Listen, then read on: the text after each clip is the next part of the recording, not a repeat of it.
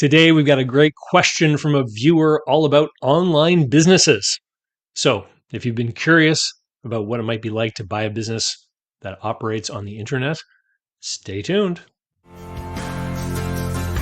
I'm David C. Barnett, and you're tuned in to Small Business and Deal Making, the podcast, YouTube channel, and blog where I talk about buying, selling, financing, and managing small and medium sized businesses while controlling risk. So, if you're looking to take control of your future through buying a business one day, or if you already own a business and you're looking to grow or exit, you've come to the right place. I talk about interesting things, I talk to interesting people, and I answer your questions every week right here. So, be sure to hit like and be sure to hit subscribe, and let's get to it. Are you thinking of growing your business or beginning a journey into entrepreneurship? Take a shortcut to success by buying an existing and profitable business the right way. Visit businessbuyeradvantage.com and learn more about my online training, group coaching, and consulting services designed to help you win. All right, I got a great question that was submitted by Trace, who had tuned into the video I made a couple months ago about using AI to buy a business. And so here's the question. It says, "Thanks, David.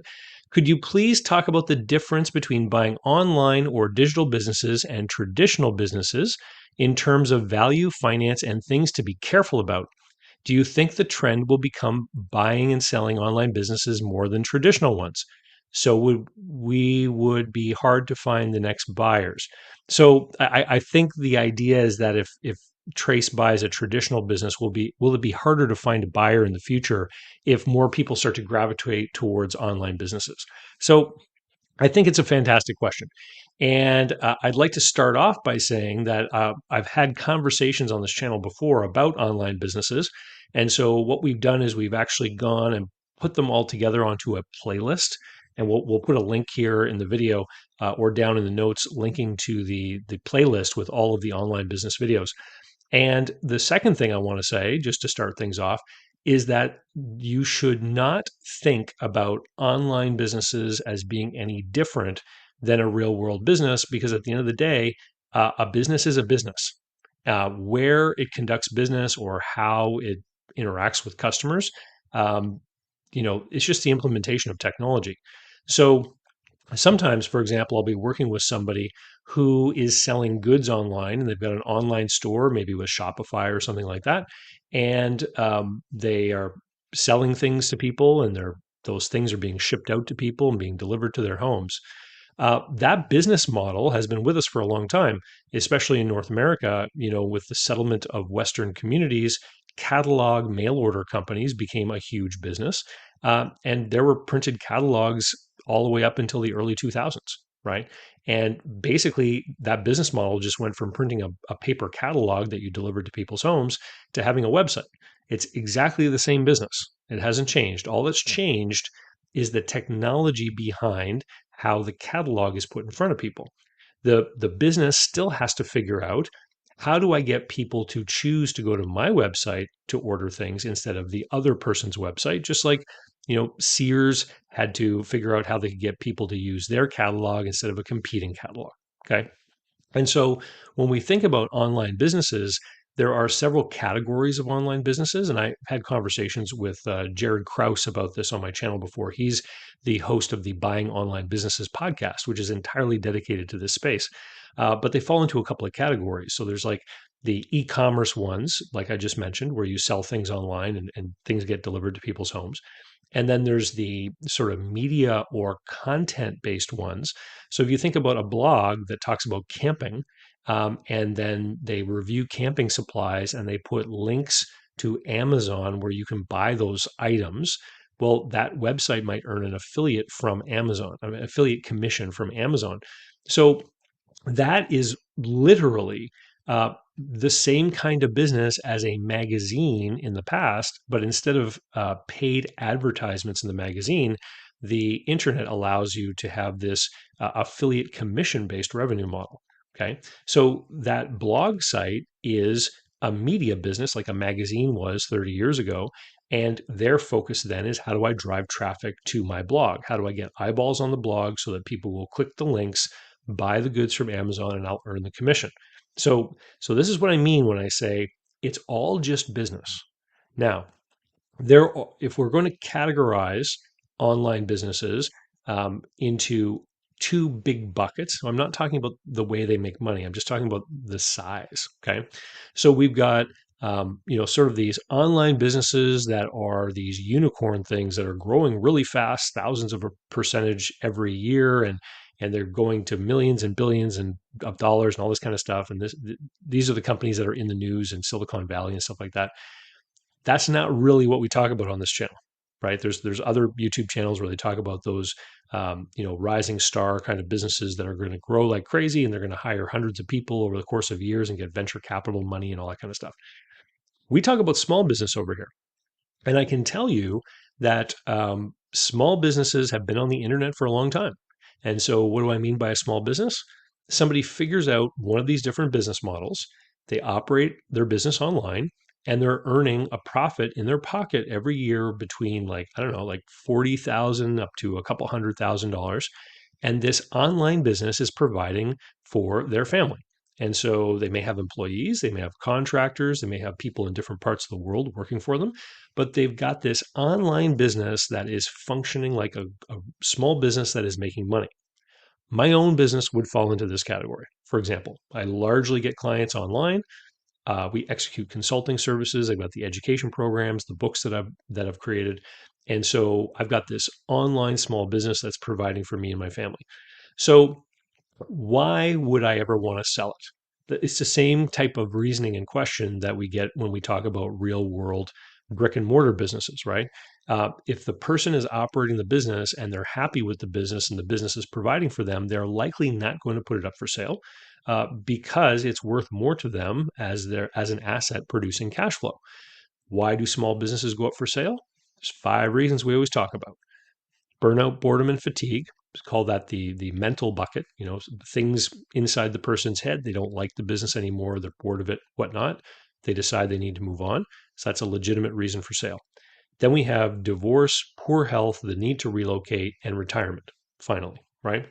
So as we move forward in time, because these online businesses have really only been around any great number, say post year 2000, 2005-ish, we are arriving at a point in time where a lot of these online small businesses have been earning money for people for 10, 12 years, right? So it's totally natural that more people are going to be running into those 5 things that I just mentioned. And so this is why it often appears that more and more of these online businesses are coming onto the market. And it's true, they are. And it's just because these small business owners are reaching the same kind of reasons for sale that a regular traditional business would run into. So, yes, there's more of them coming up for sale. Let me talk a little bit about the financing.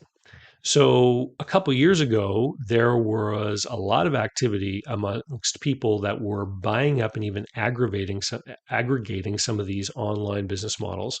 And there were lenders, particularly in the US, using things like the Small Business Administration program to finance these acquisitions.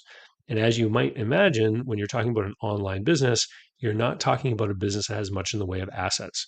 So they've got intellectual property, they've got content, maybe they've got things that they publish that they sell, like books, for example, or blogs, or all this kind of stuff. Maybe they have inventory, right? Maybe if they're an e-commerce or product selling kind of business, but we're largely talking about businesses that don't have a lot in the way of real asset value. Many of those lenders who got excited about online businesses in 2020 because of the sort of the surge in online business because of the lockdowns, 2020, 2021, 2022, a lot of lending was going on, a lot of deals were being done. Because of the SBA loan guarantee program, some of those banks could do those deals and get them funded. I'm now hearing that a lot of those lenders are not quite interested in doing those kinds of deals anymore because their portfolios have not worked out the way they thought. In the rest of the world, uh, it just, there's no collateral. It's not something that many banks would be interested in doing, period. Right. And so, if you're going to be financing the acquisition of a business, the assets within the business are often an important component to that question in most countries. And so, if there's no real, asset values, then what is it going to come down to? It's going to come down to the buyer having equity and the seller being willing to carry. In the very small online businesses, businesses that generate a couple $1,000s a month or something like that, a lot of them are just done in cash. But that's because the purchase prices might be 60, 75, 100 grand, and people can write those kinds of checks. When we start talking about more substantial businesses that might be selling for 500,000, 600,000, $1 million, et cetera, a lot of the deals that I've seen have surprisingly similar terms to what I see for regular small business deals that don't have a lot of assets, meaning buyers are putting down substantial down payments, meaningful down payments, but the sellers are forced to carry the balance. And again, sellers, of course, don't want to do this. Sellers would like to receive all their money up front, but when you are motivated, when a seller is seriously motivated by those five factors that I mentioned earlier, then they want to move on from the business. If they realize that the buyers can't find the money, they can't get the financing, and they need to move on, then they're going to be open to that kind of arrangement. And they're going to make sure that they choose the right kind of buyer if they're going to do it, because that seller needs the buyer to be successful in order to collect on the payments for the seller note, right? Which brings me to the next part, valuation. When we're talking about a small local business, you could have a really great flower shop in a small town, and you could have an online flower bouquet, floral, arrangement business on the internet, right? So in the small town, if the owner of that business really needs to be located near that business to make it work, it means that there's going to be a far more limited pool of buyers that want to pursue that opportunity versus the online store, which could be bought theoretically by someone anywhere in the world, right? And so the fact that it's a global marketplace typically means that there's going to be more buyer interest. And from what I've seen, these businesses can sell for higher multiples because there are more buyers out there chasing them. One of the reasons why there are more buyers out there chasing the online businesses is because there are certain fantasies or preconceptions about online businesses that I think really need to be addressed. So, again, let's think about Flower Shop. So, if you imagine yourself owning a local flower shop with a retail storefront, and it's a small Main Street style business, which is typically owner managed, you might well imagine that what your typical work week might look like. You're going to be going into your shop, you're going to be coordinating with staff, you're going to be scheduling people, you're going to be talking with suppliers, you might have to help unload a truck, right? You're going to be maybe answering the phone, taking orders from customers. Maybe you have to run and do a couple of deliveries because your employees are all tied up. Like you can imagine what it's like to own that shop and what kind of activity is going to be happening and what your day to day could well look like depending on the size of the business and how many people are working there, right? And so most people, when they think about a real world business, they can kind of do this empathetic imagination, daydreaming kind of game. And over enough time could probably, and with some exposure to the business, or maybe visiting other similar businesses as a customer, sort of a secret shopper mission, you can kind of develop this idea of what the reality of the day to day might be like. Most people have a hard time doing that with respect to the online business. A lot of people equate online business with automatic business, thinking that because it's all on the internet, there's no work to do. But I can tell you that I know very well many owners of online businesses, and they work full work weeks, right? Just the things that they do might be a little bit more difficult to imagine for people that don't have any experience operating in the online space. So customer service is still a thing. You may be dealing entirely via email, or you might be hassling with PayPal or Square about someone who, is trying to get a chargeback on a purchase, and you're trying to demonstrate that yeah, they made the purchase, it's legit. That we should get the money. And then you've got people that are receiving things that have some kind of problem, and they want customer service. And then you're trying to deal with your suppliers and whoever's fulfilling your orders. And maybe there's a warehouse somewhere or there's a shop somewhere. And then you have to be working on your marketing and your SEO, and you have to make sure that you come up, in a good location in the search rankings, or maybe you're buying paid listings or paid search result placements or something like that. It's a whole world of work that still has to be done. A lot of people who have not worked in that world don't quite understand sometimes what they're getting it into, and how it really is a business just like any other that requires a full-time effort to make it work, to make it happen. So, I talked about the value, I talked about the financing, things to be careful about. So, when you're talking about a real world physical business, the due diligence can often be very apparent, right? So if we're going to look at that flower shop again, we can see that customers come in or they call in, they give their credit card number, they pay, sometimes they pay with cash. So when we're doing the due diligence on that business and we want to verify the sales, we can look at the payment terminal reports that come from that company. We can look at bank statements to see how much money was deposited every day, what the cash receipts might have been. When we look at the flowers arriving at the back of the shop, we can, look and see who the suppliers are. We could go and we can tally up all the expenses. We could even contact the suppliers and ask for some kind of summary or reconciliation report of all the invoices over a given year to make sure that there aren't any expenses or invoices missing from what the seller gives to us, right? There's two ways to make a business look better. You can inflate the sales number or you can depress the expenses, right?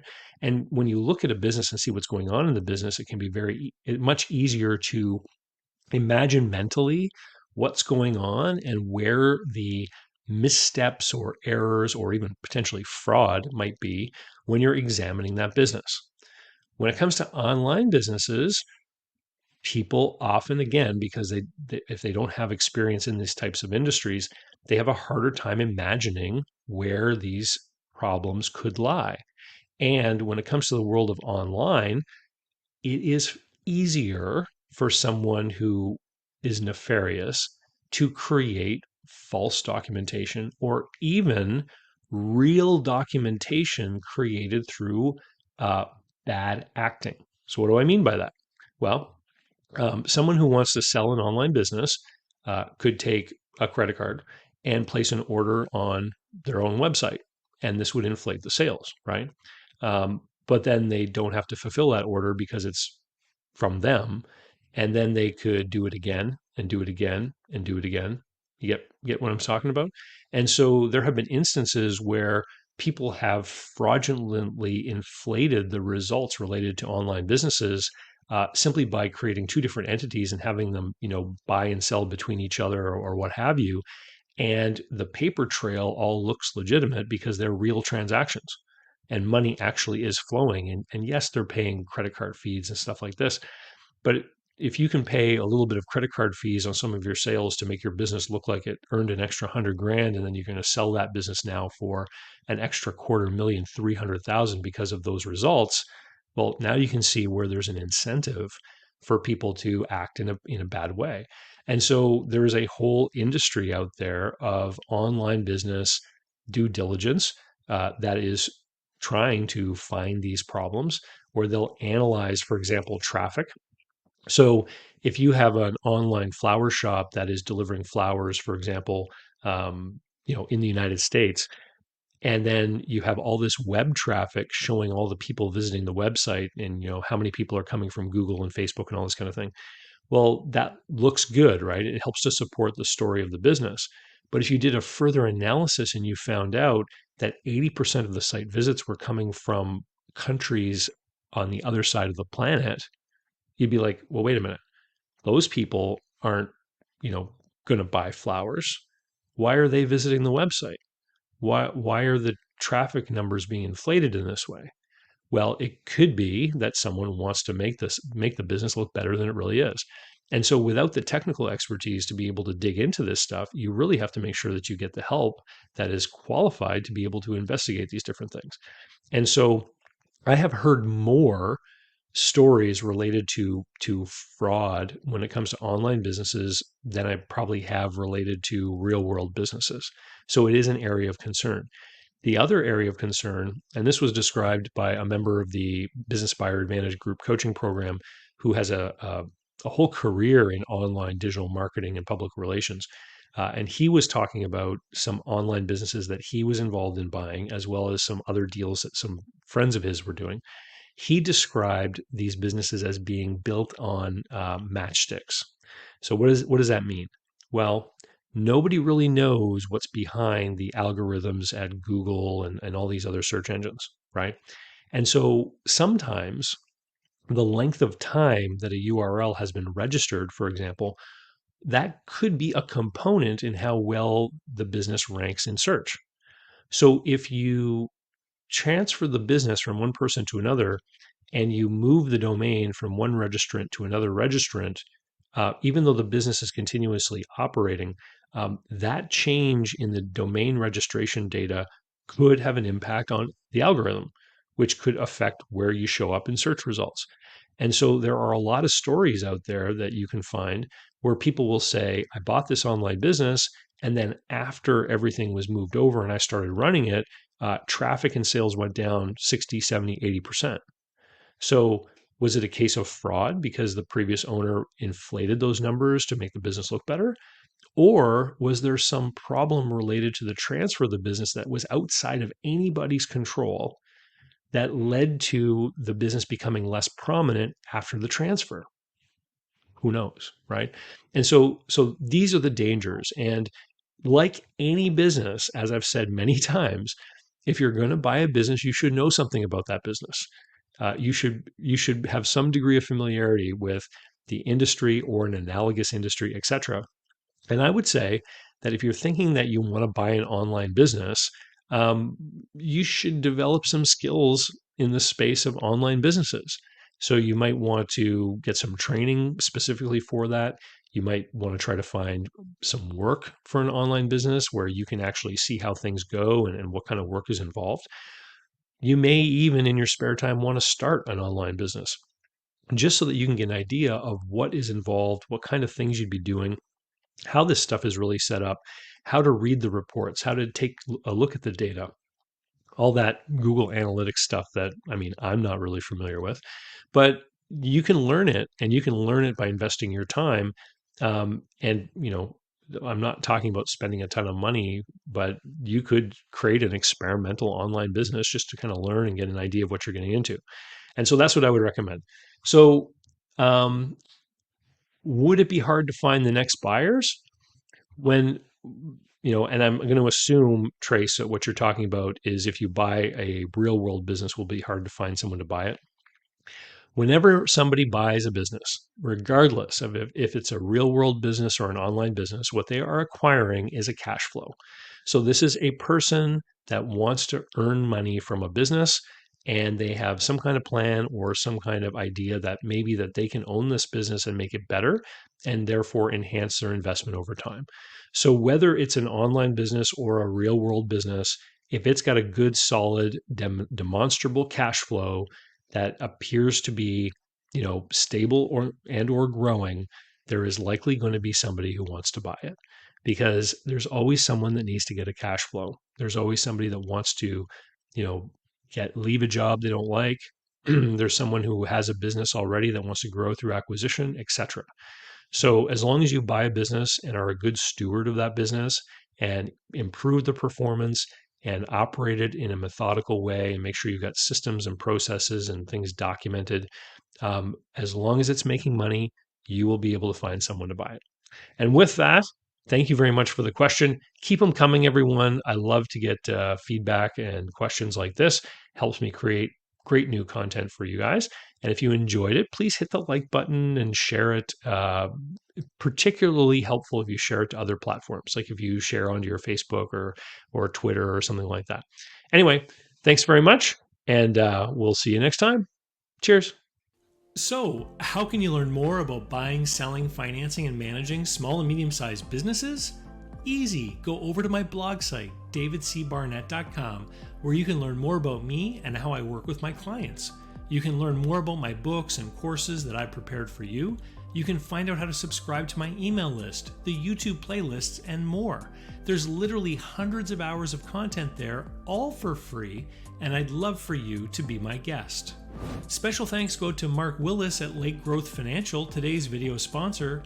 Mark helps people better manage their personal and business finances through the Bank on Yourself insurance strategy. This is something I've done personally and I've seen others use it successfully for years. Go to newbankingsolution.com to find all the interviews I've done with Mark and learn more about the advantages of these programs. While there, sign up for a free consultation to learn what this solution might look like for you.